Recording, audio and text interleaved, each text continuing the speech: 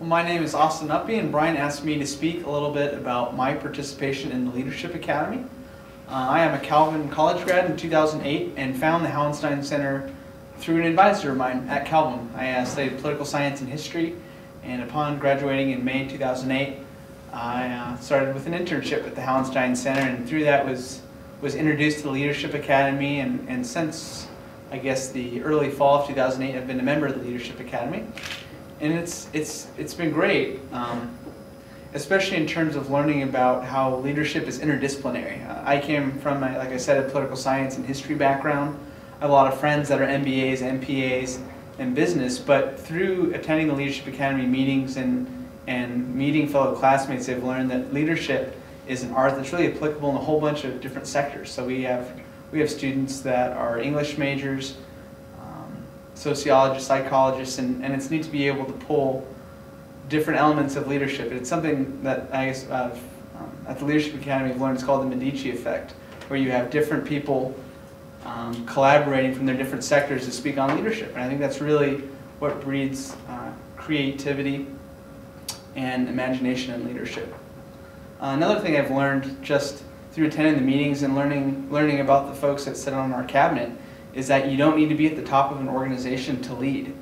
All great leaders start as great followers, and so by being faithful to tasks you're given as an intern or starting in an organization or in a class, you can really take on different leadership tasks, which is neat. As an intern at the center, I was given different responsibilities and encouraged to develop leadership potential even in the small areas that I was contributing. So as college students and graduate students and people as we start our professional careers, it's neat to see that even as we're starting, that we have a very real stake in what it means to be a leader.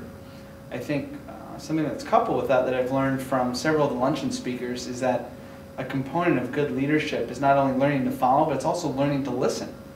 I learned, I think this is a pretty accurate statistic that says that people speak an average of 125 words a minute in everyday conversation or when you're addressing your colleagues, but we can listen at over 500 words a minute. So what happens is we're having a conversation and someone's mind's wandering and they're not really listening to what the person's saying. So in order to be an effective leader, it's really essential to learn how to listen and to ask good questions. Something that Leaves and Brian have taught through some of the books we've done and the different sessions is that we not only have to be problem solvers, but we have to be problem finders. I think really good organizations and organizations that stress leadership are dynamic in that they encourage people that work for them to find problems and then look for the solutions. So instead of waiting for us, even at the Hauenstein Center, waiting for us to face a problem, if we seek that out and try to mitigate those risks beforehand, that'll be really, really effective.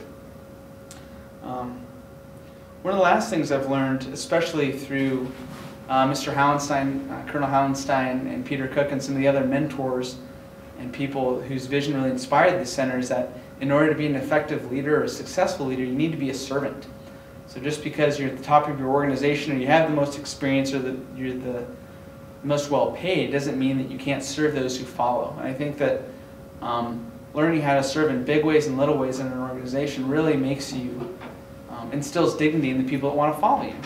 And when people are encouraged to follow you and excited about your vision, then they'll be more inspired to contribute to that organization. And so those are a couple of things I've learned through the workshops I've attended, the lunches, and just hanging around the Hauenstein Center. So thanks for the opportunity to speak.